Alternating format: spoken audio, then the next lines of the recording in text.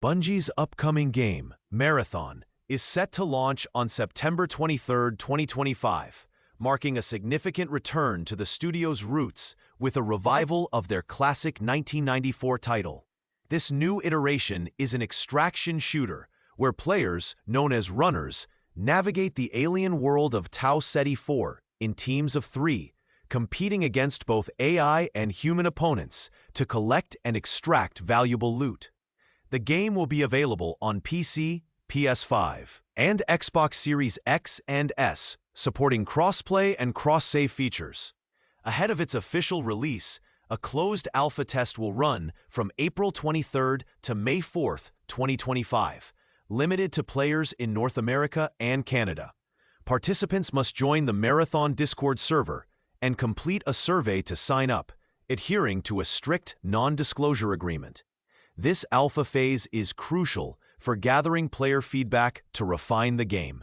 Marathon distinguishes itself with a class-based system, offering diverse characters, each with unique abilities, like Glitch's mobility skills and Void's stealth tactics. The game promises dynamic PvPvE gameplay, with strategic team coordination, high-risk mechanics, and seasonal updates to maintain engagement.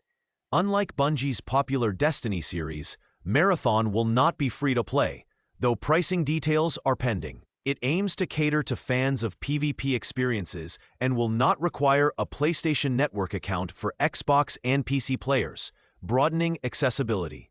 Bungie's focus on creating a balanced and engaging multiplayer environment, combined with its reputation for polished shooter mechanics, positions Marathon as a potentially significant entry in the extraction shooter genre. A Minecraft movie has taken the box office by storm, surpassing even major franchise films like Captain America: Brave New World. The film adaptation of the immensely popular sandbox video game, Minecraft, has become the highest-grossing movie of 2025 in the U.S., with a domestic haul of $280.3 million in just 2 weekends. Despite mixed reviews from critics, the movie has capitalized on the game's massive fan base and outperformed initial expectations, marking a record-breaking debut for a video game adaptation. This success highlights the ongoing appeal and potential of video game-based films, especially when leveraging a beloved brand like Minecraft. In contrast, Captain America: Brave New World, part of the once dominant Marvel Cinematic Universe, MCU, has struggled to meet box office expectations, earning only $199.5 million domestically. The film's underperformance reflects a broader trend of declining interest in recent MCU entries, which have faced challenges in maintaining their former box office dominance. As Marvel gears up for future releases like Thunderbolts and the Fantastic Four: First Steps, the studio is under pressure to revitalize its cinematic appeal. Meanwhile, Warner Bros., the distributor behind a Minecraft movie, is enjoying a resurgence after a series of less successful releases, indicating a potential shift in the cinematic landscape where video game adaptations could play a more significant role. Blizzard Entertainment, renowned for its iconic franchises like World of Warcraft, Overwatch, and Diablo, might soon see one of its games adapted into a Netflix series, according to recent rumors. Jez Corden, a co-host of the Xbox T podcast, hinted that a Blizzard franchise could receive the Netflix treatment, though he did not specify which game. Given Blizzard's active franchises, World of Warcraft and Diablo are strong contenders for adaptation. But there is also speculation about a potential StarCraft revival. Historically, Netflix has favored animated adaptations of video games, as seen with series like Arcane and Castlevania. But the platform may be considering live-action adaptations to compete with series like HBO's The Last of Us. The potential adaptation could significantly impact Blizzard's engagement with its player base, especially if it aligns with new game content or revitalizes interest in older franchises. While no official announcement has been made, any confirmation might be delayed until BlizzCon 2026, Blizzard's iconic convention, which often serves as a stage for major announcements. The gaming community is eagerly speculating which Blizzard IP could be chosen. reflecting the broader trend of video games crossing into mainstream media through film and television adaptations. In a significant development for fans of the Souls series, a new mod for Dark Souls Remastered has been released, allowing for seamless co-op gameplay. Created by modder Yui, this mod enables players to experience the notoriously difficult game in online co-op with minimal interruptions, a feature that deviates from the traditional co-op mechanics of the series. Traditionally, Souls games have had a more restrictive multiplayer system, often requiring players to summon each other into their worlds for limited interactions. This mod, however, allows up to 6 players to journey together, with game progression saved across all participants' copies, even if they are not hosting the session. The release of this mod has drawn attention away from upcoming titles like Elden Ring Night Rain and the anticipated The Duskbloods for the Switch 2, as players are eager to revisit the original Dark Souls. With this new cooperative experience, Yui noted that while the mod is in an early release stage, it is mostly functional, though players might encounter some bugs given the age of the game. The mod also introduces a difficulty adjustment by scaling enemy strength based on a number of players, ensuring that the challenge remains consistent. This development is particularly exciting for fans who enjoy multiplayer experiences and could influence the way future Souls games consider co-op gameplay. PlayStation Plus subscribers are celebrating a major win as Sony announces the addition of Hogwarts Legacy to its PS Plus Extra and Premium offerings for April. Released in 2023, Hogwarts Legacy quickly became a bestseller, capturing the imagination of Harry Potter fans with its immersive open-world RPG experience set in the Wizarding World. This edition is particularly noteworthy, as Sony has invested significantly to secure this popular title, highlighting the company's commitment to enhancing its subscription service and providing value to its users. The announcement has been met with widespread approval on platforms like Reddit, with many subscribers expressing excitement about finally getting the chance to explore Hogwarts without additional cost. In addition to Hogwarts Legacy, Sony has also introduced Blueprints, an indie game that has garnered critical acclaim and currently holds the title of the best PS5 game of 2025 based on Metacritic scores. This game has been made available as a day-one release for PS Plus subscribers, further enriching the gaming catalog.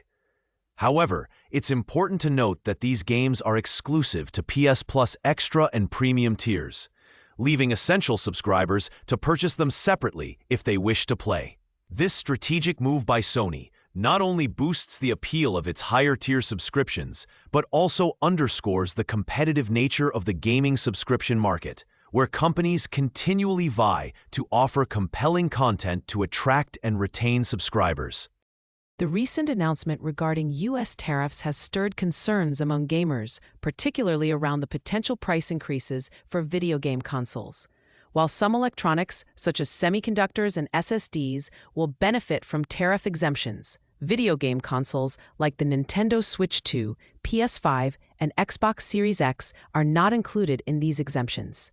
The tariffs, which apply to goods imported from China, are set at a substantial 145%. Potentially leading to a significant price hike for these consoles in the U.S. market. This situation could see gamers needing to budget more for their console purchases in the near future. Nintendo may find some relief, as the company has shifted much of its manufacturing to Vietnam, which is currently not facing the same level of tariffs as China.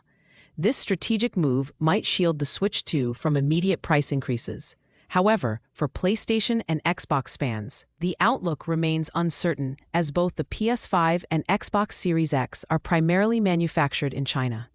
Analysts suggest that if the tariffs remain unchanged, console prices could rise by as much as 30%.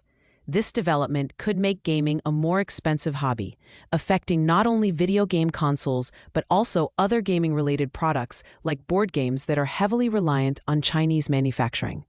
Wizards of the Coast is set to release Dragon Delves, an exciting new anthology for Dungeons & Dragons, D&D, which is the first official book to fully utilize the revised 2024 5th edition 5e rule set. Scheduled for release on July 8th, with pre-orders already available on D&D Beyond. This anthology offers a series of adventures centered around the 10 iconic dragon types from D&D lore. Each adventure is crafted to highlight the unique characteristics and lore of both chromatic and metallic dragons, providing dungeon masters, DMs, and players with fresh challenges and storytelling opportunities. Game designer and co-lead on the project, James Wyatt, emphasized that the book showcases new dragon stat blocks from the updated monster manual, promising to enrich gameplay with dragons that are both familiar and refreshed with new abilities. Dragon Delves is particularly significant for its innovative approach to adventure design, catering to both traditional group play and one-on-one sessions, a feature inspired by Wyatt's personal experiences. The anthology includes a variety of tones and themes, from whimsical fairy tale-inspired adventures like Baker's Dozen to darker narratives such as Will of Orcus. This flexibility allows DMs to either run standalone adventures or weave them into a larger dragon-centric campaign. Additionally, the book includes practical tools for DMs, such as one-page cheat sheets and a list of relevant monsters, to streamline preparation and gameplay. With the potential to attract both seasoned D&D enthusiasts and newcomers, Dragon Delves stands as a testament to the evolving landscape of tabletop gaming, offering a blend of nostalgia and innovation that is likely to resonate well with the community. Disney Lorcana and Star Wars Unlimited, two leading trading card games, have announced new card bans for competitive play. This marks the first instance of bans in Disney Lorcana, while Star Wars Unlimited expands its list of suspended cards to 4. In Disney Lorcana, the cards Hiram Flaversham, Toymaker, and Fortisphere have been banned from competitive events like the Disney Lorcana Challenge, which uses the core constructed format. Despite their removal from competitive play, these cards remain available for casual gameplay. Ravensburger's chief marketing officer, Elaine Chase, emphasized that the bans aim to maintain a dynamic and balanced metagame, ensuring that competitive play remains engaging and diverse. In Star Wars Unlimited, 3 cards, Triple Dark Raid, Jango Fett, and DJ, have been suspended from the Premier format. The decision comes after the release of the Jump to Lightspeed expansion, which significantly altered the game's dynamics. Triple Dark Raid, in particular, became overly powerful, especially when paired with new vehicle units, leading to its suspension following its dominance in recent tournaments. Jango Fett's suspension is due to his synergy with Triple Dark Raid strategies and his formidable standalone capabilities. DJ's ability to easily steal resources was deemed too disruptive, prompting his suspension. Fantasy Flight Games is closely monitoring the impact of these changes and the upcoming Legends of the Force set, indicating a proactive approach to maintaining game balance. Monster Hunter Wilds, the latest installment in Capcom's renowned action RPG series, has been dominating the gaming scene in 2025. However, despite its commercial success, the game has faced criticism from its player base, particularly regarding its user interface and title reward system. Players have expressed frustration over the lack of clarity when earning new titles, a feature that seems underdeveloped in an otherwise robust game. This issue has been a hot topic on the Monster Hunter Wilds Reddit page, where players lament the cumbersome process of navigating the game's menus and the lack of clear notifications for achievements. The criticism highlights the disparity between the game's engaging combat mechanics and its flawed interface design. Many players have noted that while the core gameplay remains enjoyable, the experience is marred by a user interface that feels unintuitive, requiring multiple steps for simple actions like opening the map. These issues have contributed to the game receiving a mixed rating on Steam, reflecting a divide between players who appreciate the core gameplay and those frustrated by its peripheral systems. Capcom has yet to publicly address these concerns, leaving players hoping for future updates to rectify these shortcomings. The latest update for the popular indie game Vampire Survivors introduces a new secret character, Space Dedit, as part of a free content drop focused on the new spage, the Coop. Vampire Survivors, known for its roguelike mechanics and bullet hell gameplay, continues to expand its universe with intriguing new characters and stages.